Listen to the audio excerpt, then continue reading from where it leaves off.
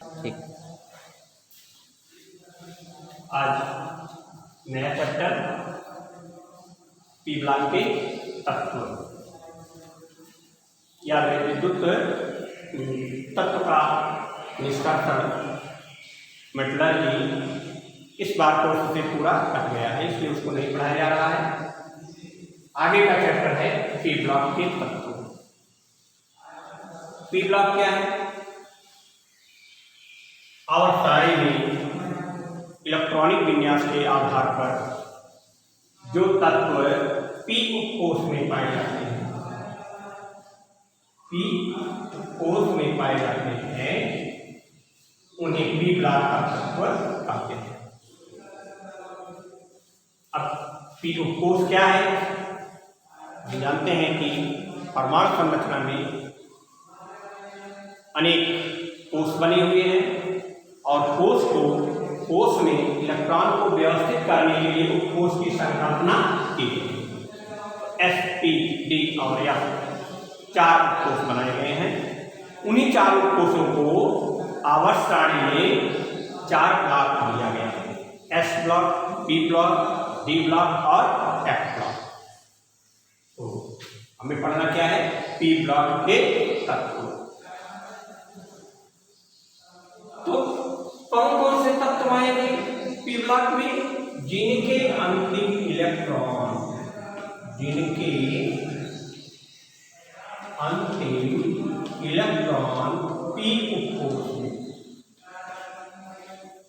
उपकोष में प्रवेश करें या डायरेक्टली तो करते हैं। पी उपकोष में प्रवेश करते हैं। पी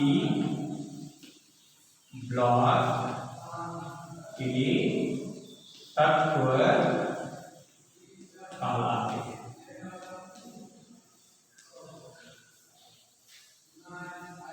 पी ब्लॉक के लक्षण क्या है?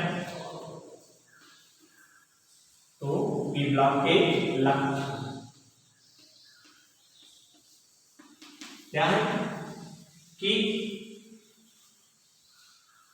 इस ब्लॉक में क्या क्या रखा गया है? धातु, अधातु व उपधातु, तीनों को स्थान दिया गया है। पी ब्लॉक में धातुओं को भी रखा गया है, अधातुओं को भी रखा गया है और उपधातुओं को भी रखा गया है। धातु क्या है? जिनमें इलेक्ट्रॉन लूजिंग टेंडेंसी होती है, इलेक्ट्रॉन को त्यागने की क्षमता होती है। अधातु क्या है? जिनमें इलेक्ट्रॉन ग्रहण करने की क्षमता होती है। उपधातु क्या है? जिनमें दोनों गुण पाया जाता है। ये धातु और अधातु के बीच की कड़ी है जो दोनों को जोड़ कर। दूसरा क्या गुण है? इस ब्लॉक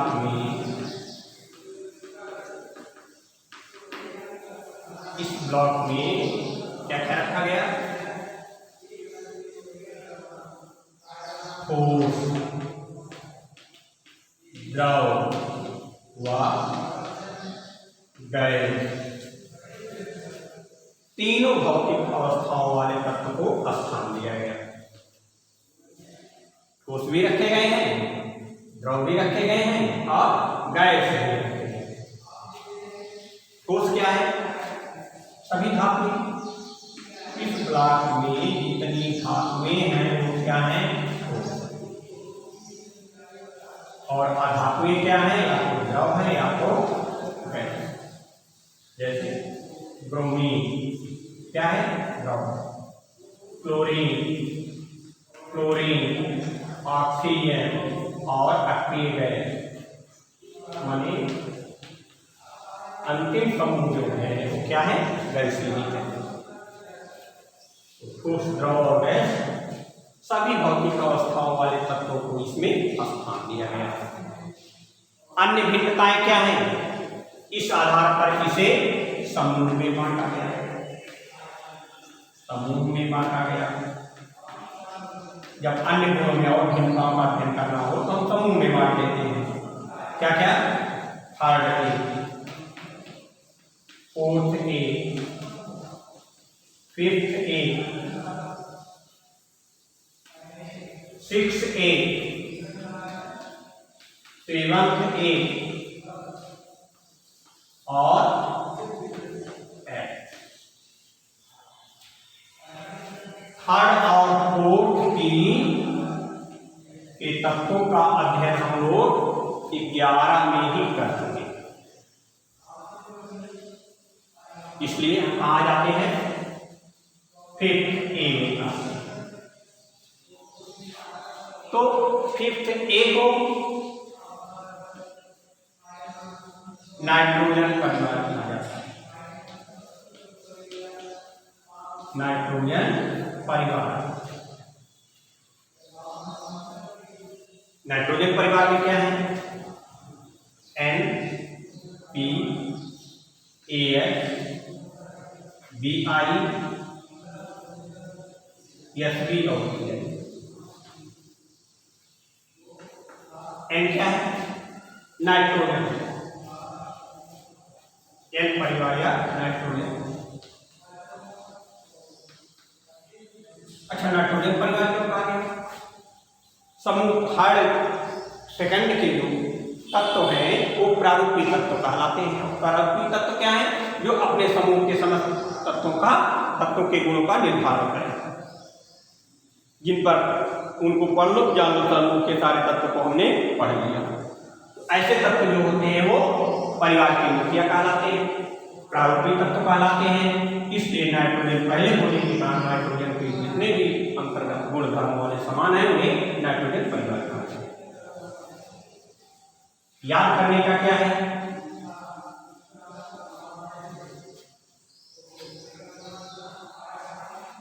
अगर हम देश के नाम पर याद करना चाहेंगे तो हम कह सकते हैं नेपाल, पाकिस्तान, ऑस्ट्रेलिया सब क्या है, भिखारी है। नेपाल, पाकिस्तान, ऑस्ट्रेलिया सब भिखारी। याद करने का तरीका हो गया। दूसरा, अगर हम फिल्मी हस्तियों पर जाएं जो इस समय न्यूज में छाई हुई है, तो नाना पाटेकर हो गए, ऐश्वर्या राय हो गई, शबाना आजमी हो गई और बिपाशा हो गई। ये तीनों चारों फिल्मी हस्तियां हैं। ये को हम चाहे इस प्रकार से इतना याद करने का अलग कोड होता है, जैसे हम याद करें। तो नाइट्रोजन का परमाणु क्या है, 7 है। फास्फोरस का 15 है, आर्सेनिक का 35 है, Sp एंटीमनी का कितना है, 51, और बिस्मथ का 83। अच्छा, अब ये कहा जाए कि इन्हीं तत्व को क्यों एक साथ रखा गया, किसी दूसरे तत्व को भी इसके साथ ला करके रख देना चाहिए। इन्हीं तत्व को क्यों रखा गया? हमने पहले ही कहा वो कि इसके साथ इस फैमिली में जो भी रहेंगे सब नाइट्रोजन के गुणों से बिलोंगिंग करेंगे, नाइट्रोजन के गुण से समानता रखेंगे। यद्यपि अन्य गुणों में भिन्नता होगी, जैसे हम धात्विक गुण देखें तो टॉप टू बॉटम बढ़ता है, अधात्विक गुण देखें तो टॉप टू बॉटम घटता है, वो तो आवर्ती गुण है। तो ये आवर्ती गुणों का पालन करते हैं। आवर्ती गुण का पालन करने के कारण, आवर्ती गुण में समानता रखने के कारण, इलेक्ट्रॉनिक विन्यास में समानता रखने के कारण, समान संयोजकता प्रदर्शित करने के कारण, परमाणु क्रमांक में डिफिनिट अंतराल होने के कारण हम इन्हें एक ही समूह में स्थान देते हैं। तो आइए, नाइट्रोजन पहला तत्व है, इसका कुछ भिन्न गुण होगा अन्य तत्वों से। अच्छा, आइए आवर्ती गुणों का थोड़ा सा सेट कर लेगा। एटॉमिक त्रिज्या देखिए तो टॉप टू बॉटम सारे गुण होते हैं। गणना क्वथनांक देखें तब भी उनमें समानता मिल जाएगा। सारे आवर्त गुण जो हैं उनमें समानताएं मिलेगी। परमाणु परिचय का आपको बात नंबर है। तो नाइट्रोजन पहला तत्व है, इसके कुछ अपसामान्य गुण भी होंगे, तो N2 के असामान्य गुण है।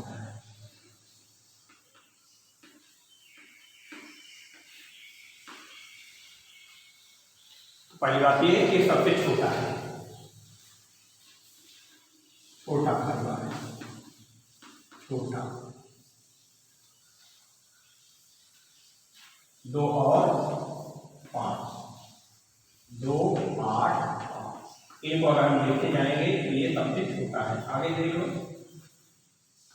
2, 8, 8, 5, 2, 8 फिर 2, 8, 18, 18, 5, 2, 8, 18, 32, 18, 5 प्रमाण क्रमांक दिए गए हैं, सबसे बड़ा है उसमें 5। प्रमाण क्रमांक में समानता के आधार पर ही सब एक परिवार दिया गया है। तो आकार में सबसे छोटा है और छोटा आकार होने के कारण यह कक्षक प्रसार नहीं कर पाता, कक्षक प्रसार नहीं कर पाता, मजबूरी कहा जाता है कि वो अगर मोटा होगा तो नॉर्मल हो जाएगा, उससे ज्यादा नहीं हो सकता है।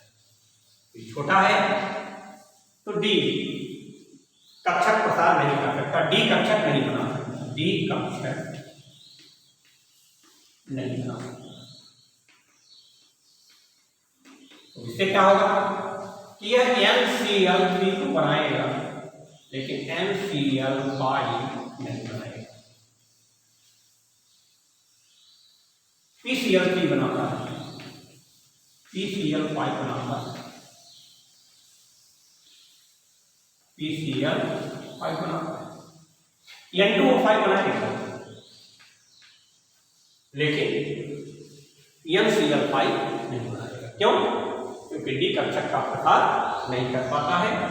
ये हाइब्रिडाइजेशन में आप लोगों ने पढ़ा होगा पिछले साल। PCl5 निर्माण के लिए हमें sp3d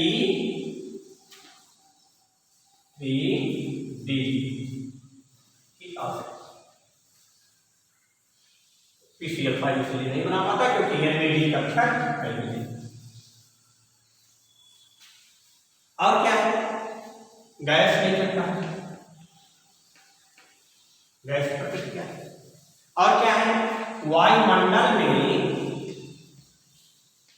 वायुमंडल का 2/3 भाग है, सबसे बड़ा बॉडी है और सबसे अस्थाई है, अस्थाई है। इसका विद्युत ऋणात्मकता देखें, आयनन एंथैल्पी देखें तो ये सबसे अस्थाई माना जाता है। अस्थाई होने का कारण क्या है? इसका इलेक्ट्रॉनिक विन्यास p में एक इलेक्ट्रॉन। हम जानते हैं कि जब अर्धपूर्णित कक्षाएं अधिक अस्थायित्व वाली, तो ये अर्धपूर्णित कक्षा वाला है इसलिए सबसे अधिक अस्थायी माना जाता है। इनसे इलेक्ट्रॉन निकालना बड़ा कठिन हो जाता है। कंपेरिजन बैंक आगे पीछे तो ये वायुमंडल का 2/3 भाग है। गैस रूप में पाया जाता है N2 गैस, डाइनाइट्रोजन अर्थात सीधे सीधे 2 N परमाणु 3-3 का साझा कर, 3-3 का साझा कर सीधा सीध N2 बना और इनके बीच ट्रिपल बॉन्ड, ट्रिपल बॉन्ड। और ट्रिपल बॉन्ड में हम जानते हैं कि एक क्या है? सिग्मा है, बीच वाला पाई है और ये वाला दो सिग्मा एक पाई वाला, तो वायुमंडल का ये 2/3 भाग होता है नाइट्रोजन, और ये हर जगह पाया जाता है। प्राणियों में प्रोटीन के रूप में पाया जाता है। बिना नाइट्रोजन या तत्व जुड़े प्रोटीन का निर्माण होता है। डिस्चार्ज में जब हम लोग यूरिया का एक्सक्रेशन करते हैं तो यूरिया में भी ये पाया जाता है, पसीना निकलता उसमें भी होता है। तो प्राणियों में यह प्रोटीन के रूप में पाया जाता है।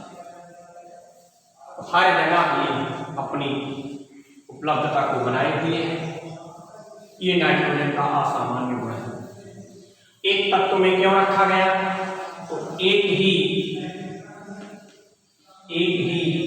समूह में रखने का कारण। तो यह है क्या? इलेक्ट्रॉनिक विन्यास। इलेक्ट्रॉनिक विन्यास क्या है? हम देखते हैं कि सबके वास्तव कोष में 5 समान इलेक्ट्रॉन हैं, इसलिए इसे एक ही समूह में स्थान दिया गया है। आवर्तता के सारे गुणों का पालन करते हैं, इसलिए इन तत्वों को एक ही समूह में स्थान दिया गया है।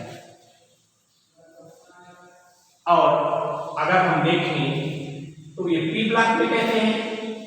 तो पी ब्लॉक में आने के लिए हमें फिर से इलेक्ट्रॉनिक विन्यास लेना पड़ेगा, और वो इलेक्ट्रॉनिक विन्यास होगा नए प्रकार से। जरा इसको भी देख लो कि पी ब्लॉक में ये ग्रुप किस प्रकार से आया।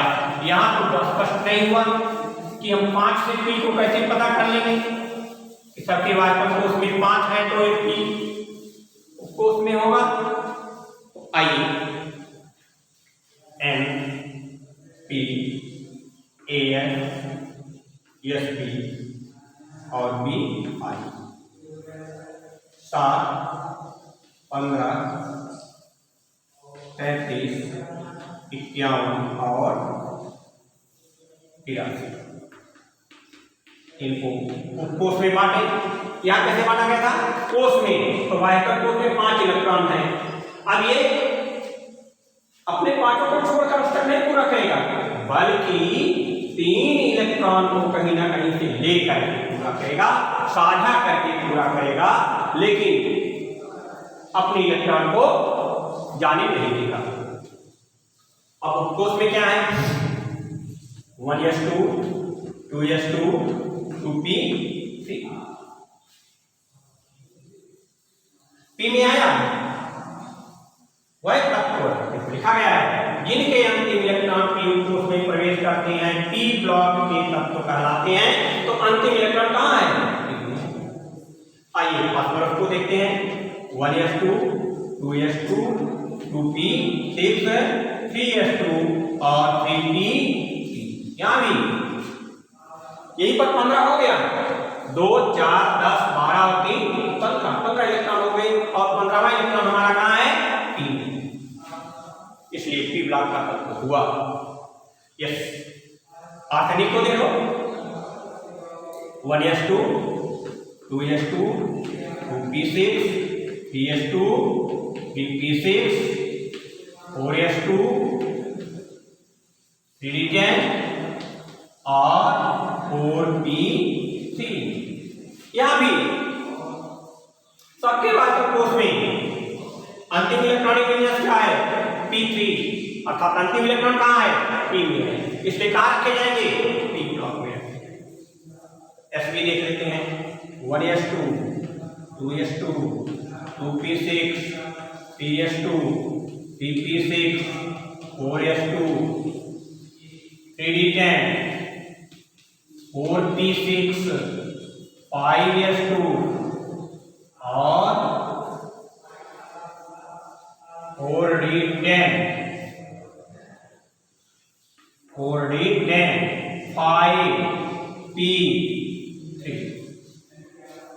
5p3 क्या हो गया? कैसे? 2 4 10 12 18 20 30 36 38 48 और 51 इलेक्ट्रॉन खत्म हो गए। कहाँ? 5p3 में। इसलिए किस ब्लॉक का तत्व होगा? पी ब्लॉक का। आइए इस मत को देखते हैं। 1s2, 2s2, 2p6, 3s2, 3p6, 4s2, 3d10, 4p6, 5s2, 4d10, 5p3, 6s2, 4f14, 5d10 और 6p3। अंतिम इलेक्ट्रॉन कहाँ आया? p3 में। तो p में आने के कारण किस ब्लॉक का तत्व होगा? p ब्लॉक का। अगर हम इलेक्ट्रॉनिक विन्यास देखें तो सबके अंतिम इलेक्ट्रॉन p उपकोष में प्रवेश करते हैं, इसलिए सारे के सारे तत्व को p ब्लॉक में रखना न्यायोचित है। सबके इलेक्ट्रॉन p3 में ही हैं और p3 मतलब 5 हैं, इसलिए आवर्त सारणी के 5वें समूह में इन्हें स्थान दिया गया।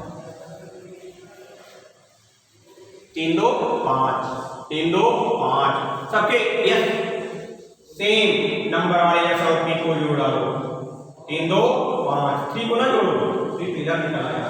यहाँ देखो 3 2 5 5 5 वाले का।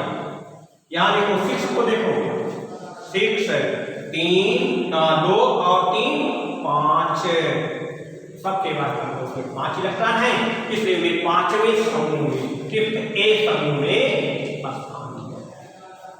इस प्रकार से इन्हें एक समूह में क्यों रखा गया? याद रहे कि यह प्रश्न 2 नंबर से 3 नंबर में अति इंपॉर्टेंट है। इसको ध्यान दीजिएगा कि किसी भी समूह को, चाहे नाइट्रोजन को पूछा जाए, चाहे ऑक्सीजन को पूछा जाए, चाहे हाइड्रोजन को पूछा जाए, चाहे शून्य ग्रुप को पूछा जाए, लेकिन प्रश्न रहेगा जरूर कि इन समूह के तत्वों को एक ही समूह में क्यों रखा गया। और ये प्रश्न आएगा 3 नंबर से 5 नंबर के भी। तो उनका जितना कारण आपको बताया गया है, इलेक्ट्रॉनिक विन्यास, आवर्ती गुणों का पालन, परमाणु क्रमांक में समानता, तत्वों में समानता, समान प्रकार के तत्व बनाते हैं, सबकी संयोजकता 3 और 5 है। इनकी संयोजकता 3 3 है, इनकी संयोजकता 3 और 5 है।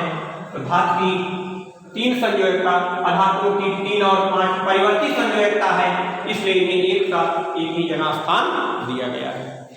इस तरह से आगे क्या होगा वो अगला वीडियो